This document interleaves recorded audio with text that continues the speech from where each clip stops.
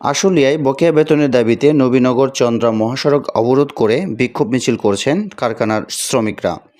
ফলে সেখানে তীব্র যানজটের সৃষ্টি হয়েছে। লেনি ফ্যাশনস ও লেনি অ্যাপারেলস কারখানার শ্রমিকরা আজ সকাল থেকেই অবরোধে অংশ নেন। চরম ভোগান্তিতে পড়েছেন সাধারণ যাত্রীরা। পরিস্থিতি নিয়ন্ত্রণে অতিরিক্ত পুলিশ ও সেনাবাহিনী মোতায়েন করা হয়েছে। বিক্ষোভকারীরা জানান তাদের বেতন 4 বছর ধরে আটকে আছে। তারা আরও জানান তাদের বেতন না দিয়ে কারখানাটি বন্ধ করে দেওয়া হয়েছিল। ইতিমধ্যে 2টি কারখানা বিক্রি করা হয়েছে, তবে শ্রমিকদের বেতন ভাতা এখনও পরিশোধ করা হয়নি। ফলে সেখানে চরম উত্তেজনা বিরাজমান। সাভার হাইওয়ে থানার ওসি জানান, শ্রমিকেরা ডিইপিজেডের সামনে মহাসড়ক অবরোধ করায় যানজটের সৃষ্টি হয়েছে। ওই সড়ক ব্যবহারকারী যানবাহনগুলো নবীনগর থেকে দামরাই ডুলিবিটা হয়ে কালিয়াকৈরের দিকে যাচ্ছে। অপর পাশ থেকে আসা পরিবহনগুলো চন্দ্রা থেকে ওয়ালটনের সামনে দিয়ে দামরাই ডুলিবিটা হয়ে ঢাকার দিকে যাচ্ছে।